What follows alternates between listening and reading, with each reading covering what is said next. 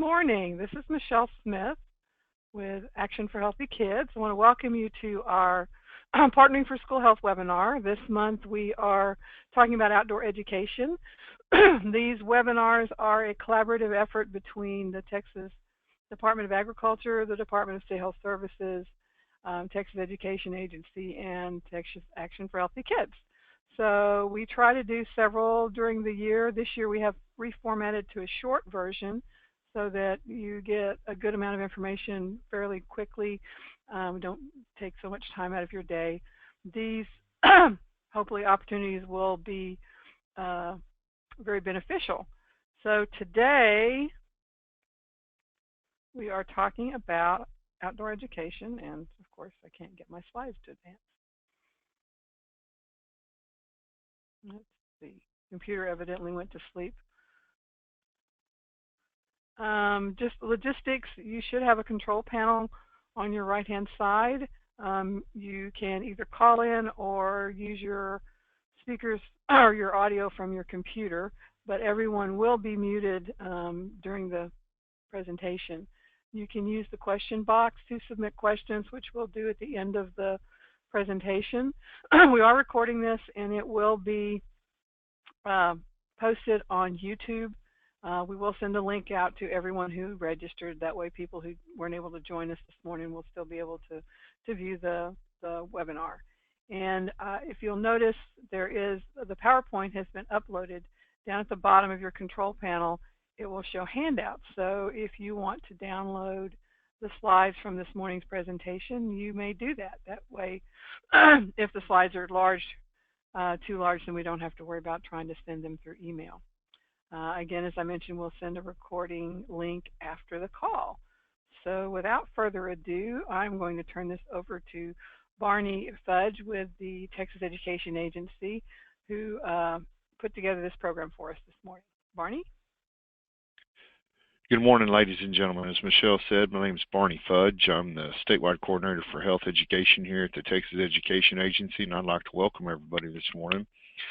Today we're going to be talking about outdoor education. Some of the things that are going to be highlighted are going to be in line with the State Board of Education course Adventure Outdoor Education, which is at the secondary level, but what our presenter is going to focus on today more or less is outdoor learning in general and how to incorporate outdoor learning activities at every grade level. And it's my honor and privilege to introduce today Mr. H.C. Grimet with Katy ISD. He's the Physical Education, Health, and Outdoor Learning Coordinator for Katy ISD, and he's put together a presentation today about their outdoor learning program and how they've incorporated it in the various activities and the fun things that they get kids out there to do. And this actually kind of spawned from a conversation that he and I had this past summer about just outdoor adventures in general that he and I are very interested in, and we take our kids on from time to time. So without further ado, I will go ahead and turn this over to HC. Good morning, everyone. It's a pleasure to be here and to talk about something that's really near and dear to my heart, and that happens to just be outdoor education. To kind of piggyback on Texas Parks and Wildlife, life is better outdoors, and it truly is, because there's so many possibilities of things that kids can do.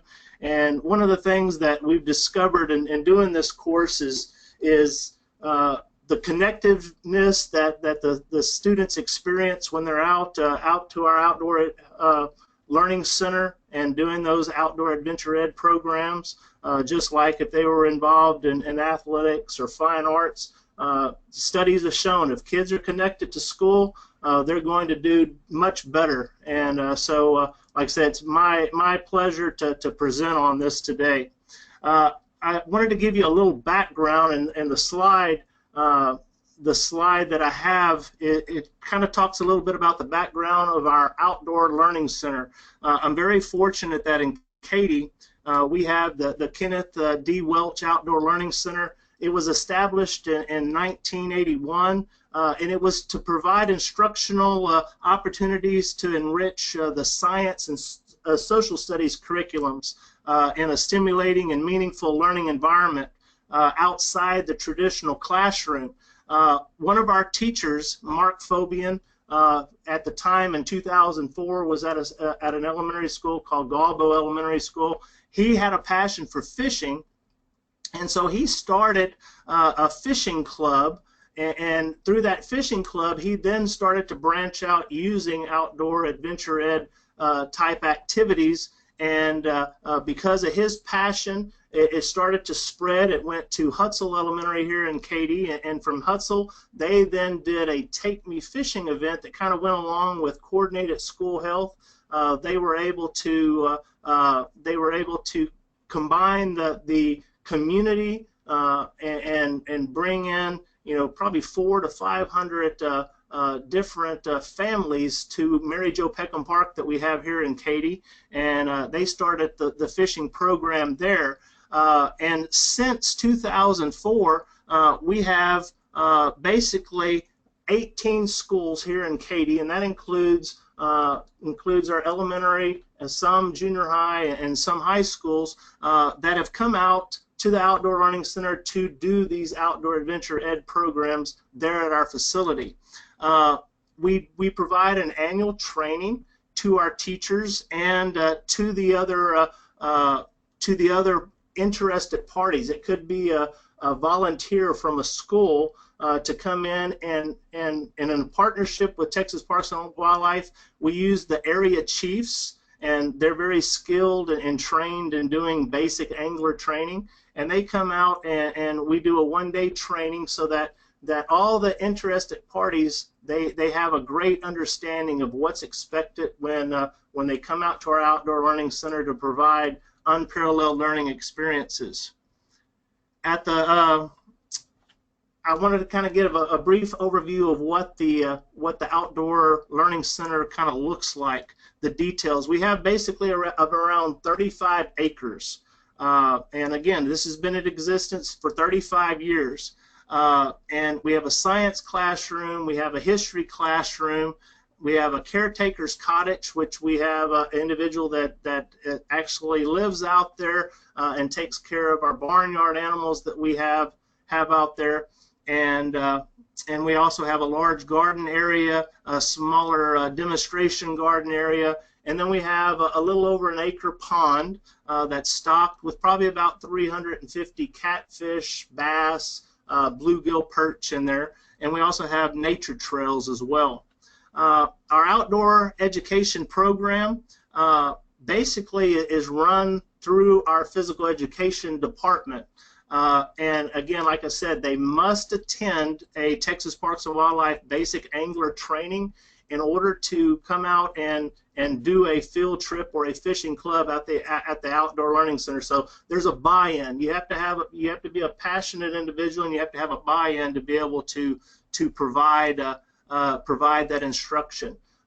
What we do is we have those PE teachers focus in on 9 objectives through Texas Parks and Wildlife, and it basically talks about basic tackle, how to tie fishing knots, safety, how to cast using a spin cast rod and reel combination, identify fish species. There's many saltwater, freshwater fish species, how to identify lures, baits to be able to use to catch those different species, how to talk about just ethical dilemmas. What do you do, you know, if you start to catch a bunch of fish? Well, how many can you keep?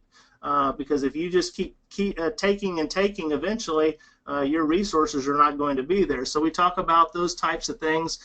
We talk about what's good habitat, and through that we've kind of created a station, and I'll talk about that later on, about how that habitat affects your water. And so that physical education teacher, they coordinate that all at the school. The kids practice all of those different skills at the school, and then they come out to our Outdoor Learning Center and they put it to work in real life situations. Once they come out to our outdoor learning center, we basically have 2 half-day rotations that we split the kids up, and it's between the pond and what we call our outdoor group activity stations, which are up closer to our front entry. And again, the school staff, and that includes the teachers. Like if we bring a 5th grade class, the 5th grade teachers have gone through the Texas Parks and Wildlife training as well, because we want all the teachers to be able to provide hands-on help with those kids, to provide them, again, with a fabulous learning experience. And we also have teachers that are manning each of our stations. And those teachers, again, have all been trained, and they're kind of gurus, if you will, of those particular stations. Like we might have someone that's super passionate about boater education, and so that individual will be teaching that particular course.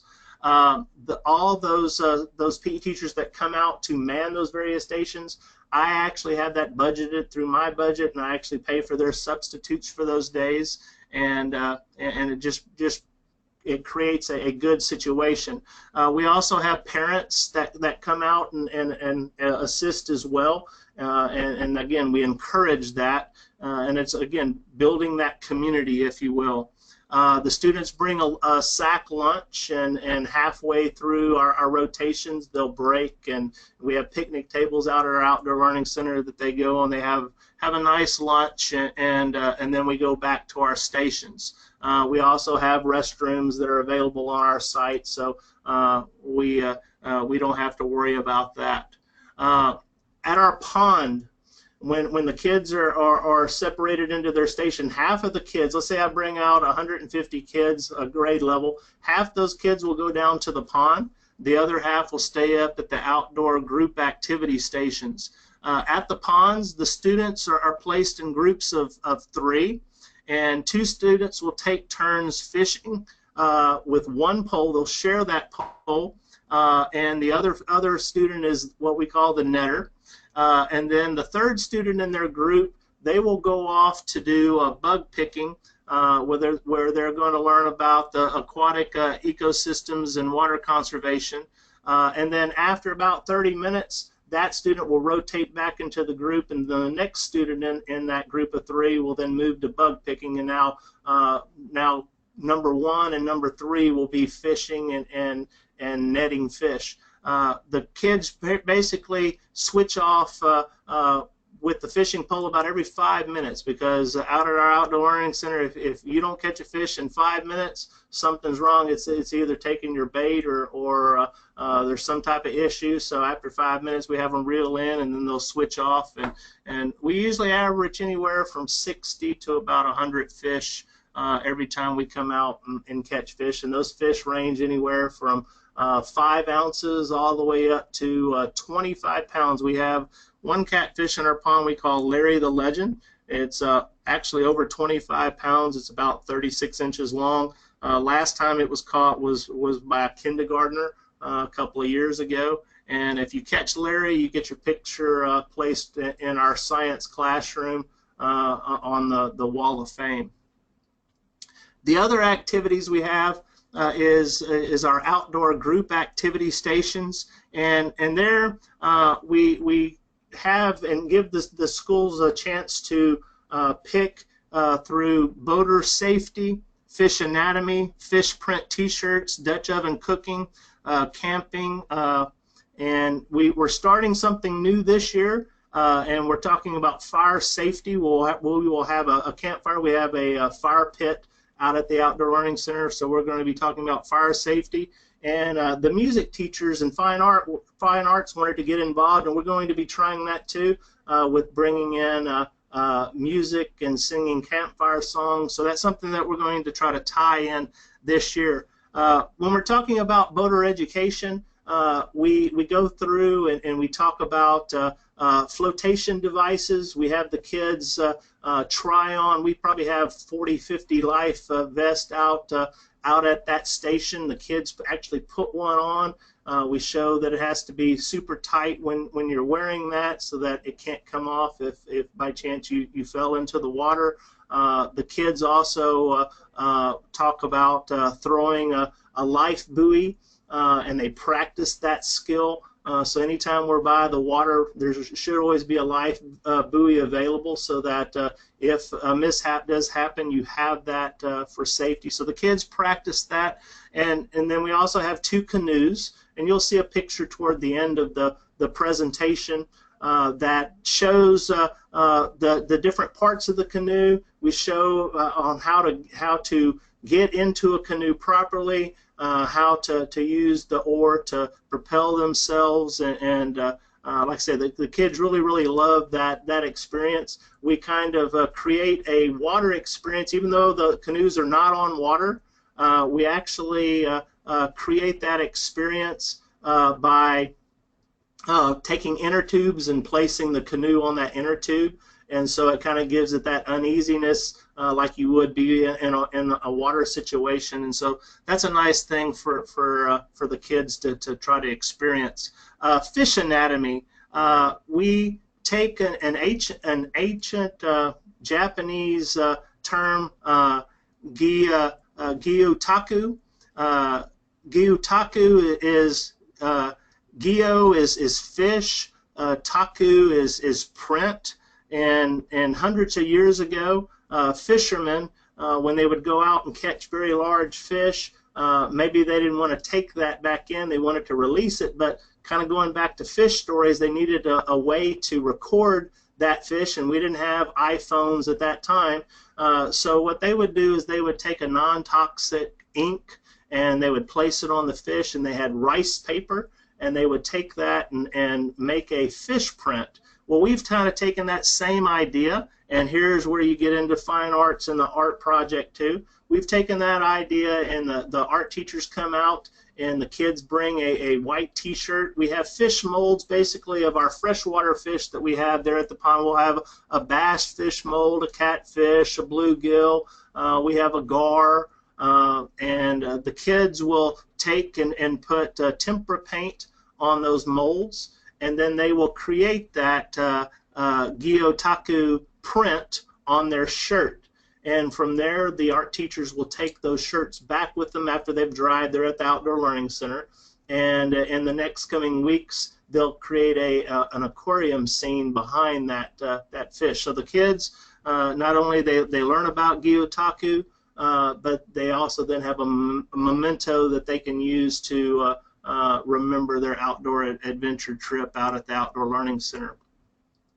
We have Dutch oven cooking, and there we have basically a history lesson on where did the Dutch oven, originate, who created it. That's always a fun question because you'll get some different answers, but the Dutch created the Dutch oven, and from there we talk about how it was brought over, and England used the Dutch oven quite a bit for cooking, and then it was brought over to the U.S. when we settled here.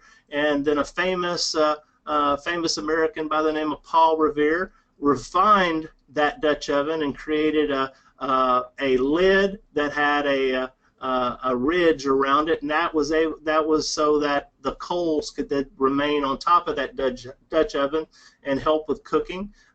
We also had 2 famous individuals, Lewis and Clark. They used that when they went off on their adventures to cook. And Dutch oven is still a great way to cook today. You can make stews and casseroles, and you can bake in it, and our cowboys used them on chuck wagons, and so at that station we actually cook a cobbler, and the kids get to sample that, and that's always the highlight basically of that station. They love to eat the cobbler, so fabulous stuff. We also have a camping station. We set up a tent, and we have a makeshift fire, not a real fire, but close to it, makes it look like it. Show the kids not to place their tent too close to the fire, and the kids also get to create like friendship bracelets when they're there, and we also have a little science lesson, and we also do homemade ice cream using a ball. that we place the ingredients in, and the kids move that around, and at the end of about 10 minutes of moving that around, they'll have a nice little sample of some homemade ice cream. Campfire safety, again, just talking about the safeties of camping.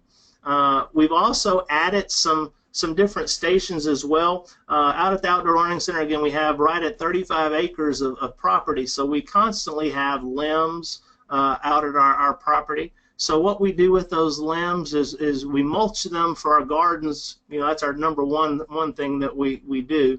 But we also tell the kids that we create art through those. We take those limbs and we slice slivers of wood and create a palette, if you will, for the kids to be able to draw pictures on. So we talk about that's how we recycle, and we ask them how they recycle at their homes, and you know, we'll get everything from plastic to bottles, and so this is just the way that we say how we recycle out at our Outdoor Learning Center. But then again, they have a memento that they can take back, so it's a necklace that they've drawn a fish on, or maybe their school mascot. But we talk about how there's various mediums for artists to use. Some use a canvas, some use clay, some make metal objects, all different types of things that you can use. But those are our outdoor group activity stations that the kids can choose from, and like I said, it's very, very popular.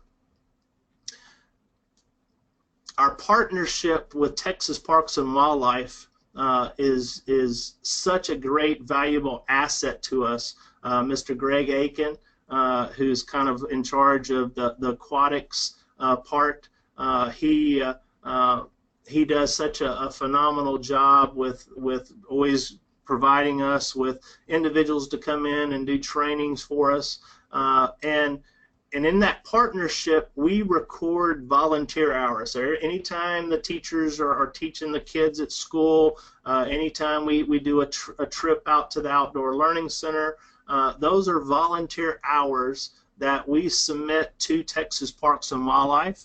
And then Texas Parks and Wildlife, they use those hours that they submit to our federal government, and that helps fund their department to, again, give back to the resources and provide these fabulous things that we have in parks and ponds and lakes around the state.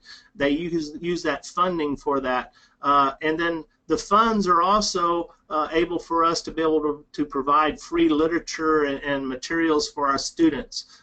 We will get a pocket guide that will show freshwater and saltwater fish.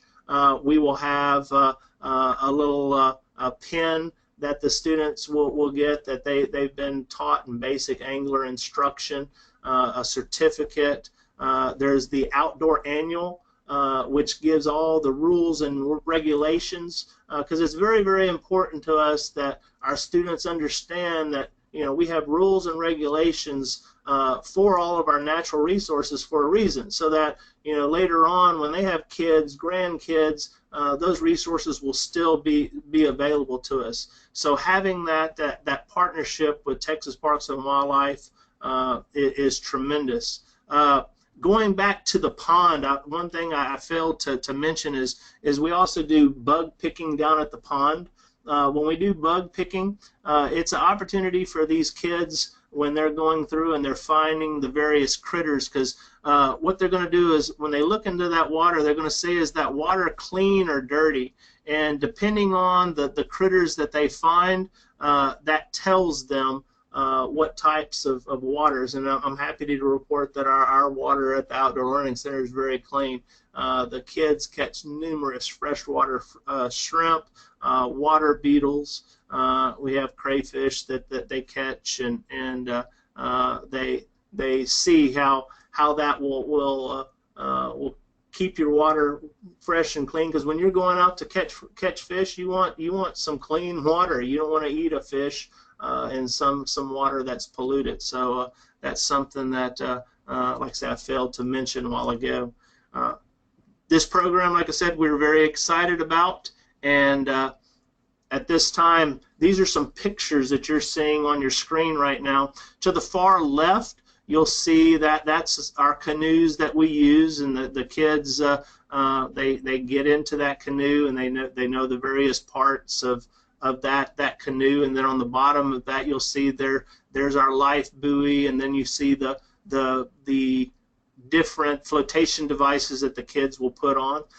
In the middle, you'll see that's our Gyotaku fish print. So you'll see the kids' fish prints back in the background of those shirts and the tables where the art teachers are helping and assisting the kids. On the bottom, next to the Katy Independent School District logo, there's some of our fish, and the kids are they're taking their tempera paint and dabbing a little bit of that ink on there, and then they'll put that onto their shirt.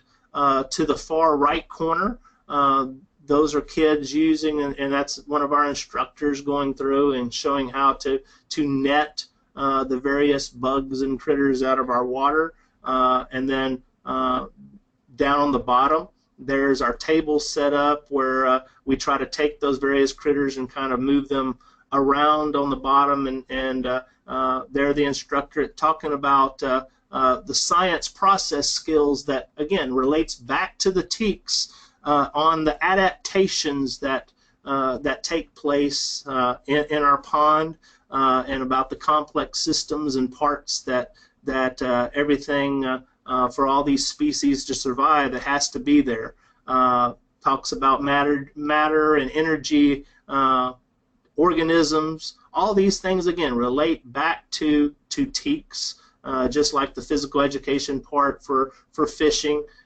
You have all kind of different movement concepts when the kids are having to cast and reel in, and the students, they understand and apply all these different safety practices, because I'm happy to report in our 12 years we've been out at the Outdoor Learning Center, we've never had one student hooked by a hook. And when we fish out there, we fish with a 4/0 hook, which is a very large hook. It's barbless, and so that way when the fish are hooked, we can unhook those and return those back into the pond. We have a kiss and release policy out there. And then if by chance, if a student were to be hooked as well, we could unhook them. But again, in 12 years, it's because of the safety that's taught back at the school. When the kids come out, they understand how to do all that. So there, like I said, I could talk for another 2 hours, but I know this is a very brief presentation. So at this time, I'll take any types of questions.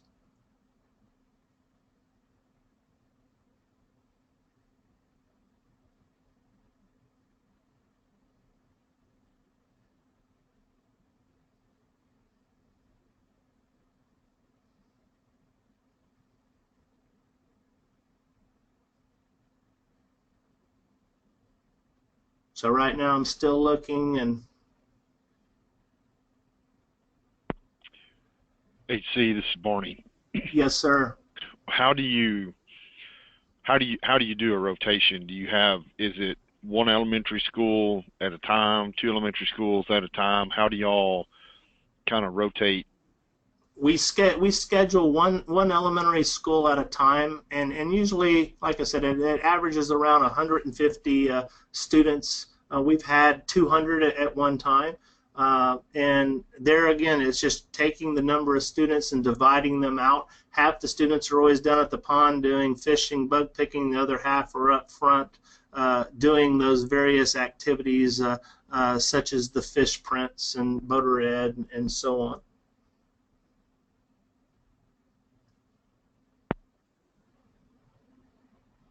Thanks. And Yes, I'm sure sir. y'all also include reptile identification too, in case they come across a slithery creature out there. You know, that's part of our safety. We talk about snakes, and in fact, we do have several bandit water snakes that are in the water, and we talk about you know, not to go near those snakes, and that's very beneficial to our environment, and we don't do anything with those snakes other than just stay away from them at that time. But again, we've never had an issue, and knock on wood, we've never really had any poisonous snakes like a water moccasin in our pond, and that's kind of unusual for being out there 12 years and not really having that during one of our fishing events. But the kids are taught about that as well.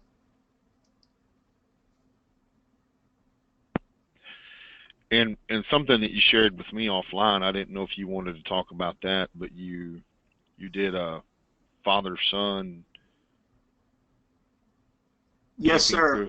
Won't you talk a little bit about some of those other programs that y'all are trying to start and get going as well? Well, something that we just started, in fact, last Friday was our very first father-son event out at the Outdoor Learning Center, and it was from 5 p.m. to 7 p.m., and it was through our original school, Katy Elementary. The fathers and sons, and it was the whole entire school, father, son, they signed up, and we had over 400 participants come out, and they went through various stations. We had archery set up for the father and son to experience. We had tin punching. We have fire pits, so we had s'mores going on out there, and we also had another fire pit where they could roast hot dogs, and naturally we had fishing. And the parents and the kids had a tremendous time. Again, we had PE teachers that came in and helped and assisted with those stations to make sure they ran smoothly, and they did. And we had kids when they were leaving, can we come back next week? So I see that probably being a major event from here on out. But like I said, it's a part of just us bridging that community, and the parents absolutely love the Outdoor Learning Center in Katy. We do camps in the summer, and we call that our summer recreation. And there we do some of these activities in addition to many others. And in fact, we have parents that camp out the night before to be first in line, kind of like a Black Friday, if you will, to be first in line, because we only have so many spots available for the students, and usually we open up registration at 8 a.m. and probably by about 9:30 we're already signed up, and we have a long waiting list for those opportunities. So I see the value. It's obvious in our community. And like I say, just to see the smiles on those kids when they come out and they catch their very first fish. Some have never been fishing before, and to have that fish and hold it up, and we'll take a picture for them, and they'll take it back to the school. And we record, we weigh and measure all those fish, and the teachers take that back. And so, like when they have the weights of those fish, they will graph those. We have the links of the fish. They'll graph those. So that's how they use that in their math classes. And then language arts, they'll have a writing prompt about their experience out at the Outdoor Learning Center. And again, that's where you bridge the PE part, the classroom part, so you have that cross-curricular going on. Well, I did have a question. My phone quit working. I had to pick up a different phone to call in. You guys weren't hearing me. How do they explore partnership opportunities in other places? Like, are there opportunities in Austin? Who do they reach out to if somebody wants to work on a program like this? Well, again, going back, we have partnered with Texas Parks and Wildlife. Karen Mark, she's kind of the director over this area of that division, if you will, of Texas Parks and Wildlife. Greg Aiken, they can contact me as well. My phone number is 281-220-9919. Feel free to call me, and I'll help you out. But the biggest thing is trying to partner with community. There's individuals out there that probably have stock ponds that would be more than welcome to make sure that you're coming in and providing those opportunities for kids, because again, that's kind of how it started in Katy, and you can put pop-up tents, you can go to Academy or another store and buy those pop-up tents, and you can provide shade for various stations for those kids. And if you don't have restroom facilities, you can bring in porta potties and everything. The sky is the limit. You just got to have individuals that are passionate about doing these types of activities and giving, again, those kids those unparalleled learning experiences, because, like I said, this is truly hands-on connective learning here. Does Parks and Wildlife charge a fee to work with y'all, or is it? No, ma'am. It's all about again, promoting the outdoors with them, and like I said, you log volunteer hours, so we're helping them and they're helping us as well. Barney, you have any other questions?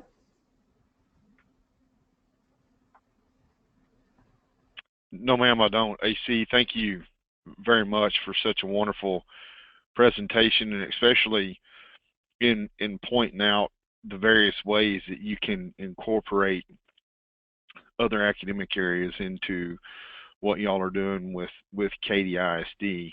The one question that I would ask, just for those that are out there that may have taken an interest in this and may not have a program, what are first steps other than kind of polling your school community about land or tanks or ponds and things like that? But what is some advice you would have for someone that wants to get a program like this started? Well, the first part that you can start off with is just with fishing poles. There's Pure Fishing. It is a department through Shakespeare. They have an area where they're devoted to promoting fishing with kids, and they have some very reasonable products that you can purchase. But once you have that fishing pole, we also have products called Backyard Bass, and they're plastic fish that lie flat on a gym surface or just a cement surface, if you will. And the kids can practice their casting skills using plugs on the ends of their string to cast out, and they can catch these plastic fish.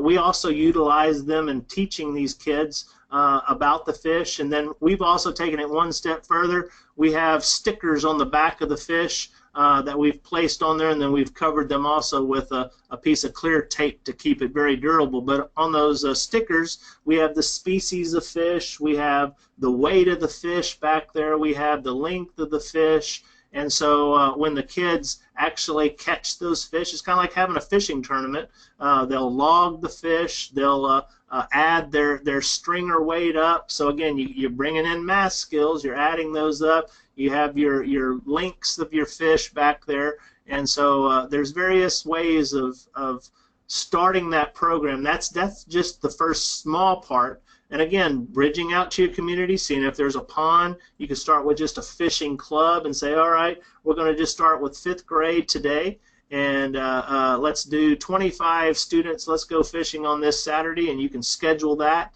I've found that smaller groups work well because you can then give those students a one-on-one scenario. If you have a very large group, let's say a 300 group 5th grade, well, you can do 25 on this Saturday, 25 on the next Saturday, and break that up so that they all have those experiences. But then again, you can bridge out to your curriculum areas of science and math, and you can see how they can also come in and help you with various stations. But start off small and start with fishing, because like I said, that's a lifetime sport that we'll be doing till late in our ages.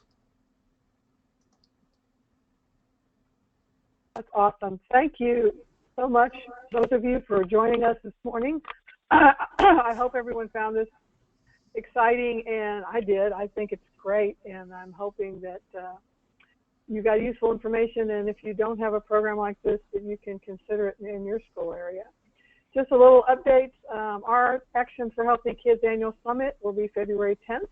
Registration opening in December, so if you're on our email list, and you'll be getting information on that.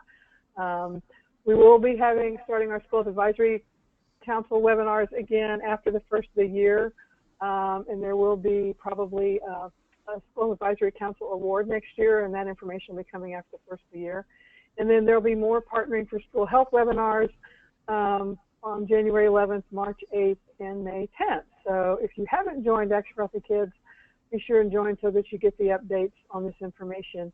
If you have any questions after the call, you can email me and I will get those out to HC. Thank you so much for joining us this morning, and have a great rest of the week. Thanks, HC, for everything.